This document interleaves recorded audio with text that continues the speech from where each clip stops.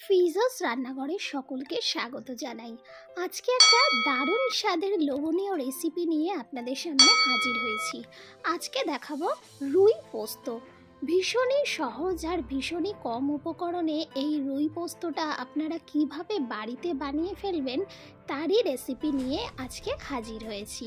তো শুরু করা যাক রেসিপিটি। প্রথমে আমি এখানে 6 পিস মাছ নিয়েছি আর তার মধ্যে দিয়ে দিচ্ছি কিছুটা হলুদ গুঁড়ো আর দিয়ে দিলাম সামান্য লবণ। হলুদ আর লবণটাকে দেওয়ার পর আমি দিয়ে দিলাম একটুখানি সর্ষের তেল। সর্ষের তেল, নুন, হলুদ সমস্ত কিছুকে মাছের গায়ে খুব ভালোভাবে আমি হাত দিয়ে মাখিয়ে নিচ্ছি যাতে সমস্ত মাছে নুন, হলুদ, তেলটা ভালোভাবে লেগে যায়। তো আমি এখানে সমস্ত মাছের গায়ে নুন, হলুদটা ভালো করে লাগিয়ে নিয়েছি।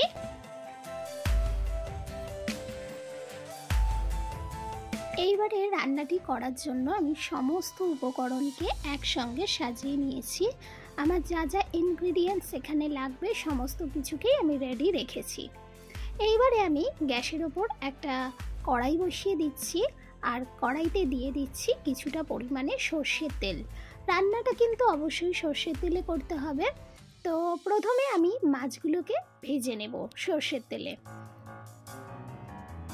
রেসিপি যদি ভালো লেগে থাকে, যারা ইউটিউব থেকে দেখছেন তারা আমার চ্যানেলকে সাবস্ক্রাইব করবেন, আর যারা ফেসবুক পেজ থেকে দেখছেন তারা আমার পেজকে ফলো করবেন। মাছের এক পিঠ ভাজা হয়ে গেছে, এবারে উল্টো দিকটা ভেজে নিচ্ছি। এত সুন্দর আর এত স্বাদের হয় এই রুই পোস্ত, আপনারা একবার যদি বাড়িতে বানিয়ে দেখেন আশা করছি আপনাদের ভীষণই পছন্দ হবে। তো আমি এখানে মাছগুলোকে ফ্রাই করে নিয়েছি, আমি তুলে নিচ্ছি। এইভাবে সমস্ত মাছকেই আমি ফ্রাই করে নিলাম।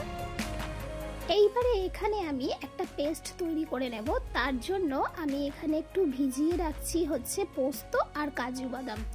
পোস্ত আর কাজু বাদামকে এখানে আমি মিনিট 15 ভিজিয়ে রাখবো।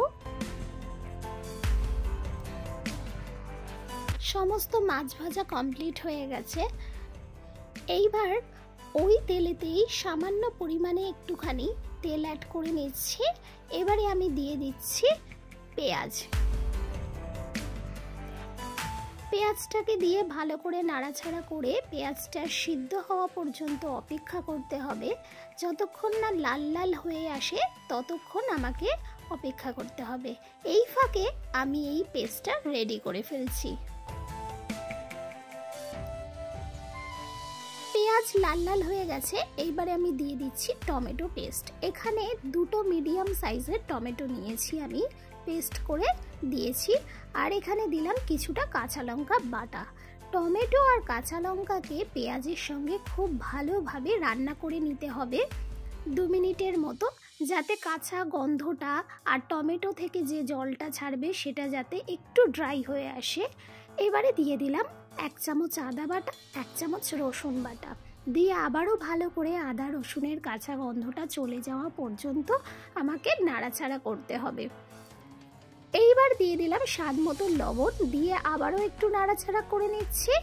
আর এখন যে পেস্টটা আমি রেডি করে আনলাম সেই পেস্টটা আমি এখন এই মশলার মধ্যে দিয়ে দেব। কাজু বাদাম আর পোস্তর পেস্টটা আমি দিয়ে দিয়েছি, দিয়ে এবারে ভালো করে নাড়াচাড়া করব। এটা দিলেই গ্রেভিটা একটু টাইট হয়ে যাবে, তার জন্য আমি মিক্সিং জার ধোয়া জলটা আমি এখানে একটু ব্যবহার করব। তো এখানে প্রথমে একটু 1 মিনিটের মতো ভালো করে নাড়াচাড়া করে নিলাম, তারপর আমি মিক্সিং জার ধোয়া জলটা একটু দিয়ে দিলাম, দিয়ে আবারও ভালো করে নাড়াচাড়া করে নিচ্ছি। মোটামুটি এই গ্রেভিটা 3-4 মিনিটের মধ্যে খুব ভালোভাবে হয়ে আসবে। আর আমি এখানে স্বাদ মতো একটু চিনি দিয়ে দিলাম। আপনারা চাইলে যারা পছন্দ করেন তারা দিতে পারেন, আর না দিলেও কোনো অসুবিধা নেই। আমি এখানে সামান্য একটু চিনি অ্যাড করলাম। এইবারে ঝোলটা যখন ফুটে উঠবে তখন আমি দিয়ে দিচ্ছি সমস্ত ভাজা মাছগুলো। ভাজা মাছগুলো এখানে আমি এক এক করে সাজিয়ে দিচ্ছি। আপনাদের কাছে আমার রিকোয়েস্ট, যারা এখনো পর্যন্ত এই রুই পোস্ত রেসিপি বাড়িতে করেননি তারা একবার হলেও কিন্তু এই রেসিপিটা বাড়িতে ট্রাই করতে পারেন। আশা করছি আপনাদের ভীষণই পছন্দ হবে। আপনারা তো রুই মাছ অনেকভাবেই রান্না করে খেয়েছেন, কিন্তু একবার হলেও এইভাবে রান্না করে দেখতে পারেন। মাছটা দেওয়ার পর মিনিট 2 পর আমি একটু নাড়াচাড়া করে দিচ্ছি। আপনারা যতটা গ্রেভি চান, যতটা থিকনেস মানে যেরকম গাঢ় করবেন না পাতলা করবেন সেই আন্দাজে আপনারা জলটা এখানে দিয়ে দেবেন। এবারে উপর থেকে দিয়ে দিলাম কিছুটা গোটা গোটা কাঁচা লঙ্কা আর দিয়ে দিচ্ছি কিছুটা ধনেপাতা কুচি, দিয়ে আবারও একটুখানি নাড়াচাড়া করে নিচ্ছি। এই রান্নাটা করতে মোটামুটি 15 থেকে 20 মিনিটের মধ্যেই হয়ে যায়। খুব অল্প সময়ের মধ্যে এই রান্নাটা রেডি হয়ে যায়।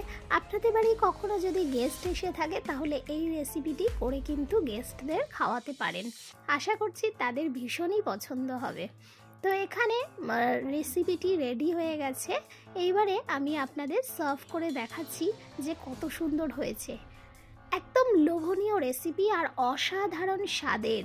আপনারা একবার হলেও, আমি বারবার আপনাদের কাছে রিকোয়েস্ট করছি, বাড়িতে এই রুই পোস্ত রেসিপিটি করে দেখতে পারেন। আশা করছি ভীষণ ভীষণ পছন্দ হবে।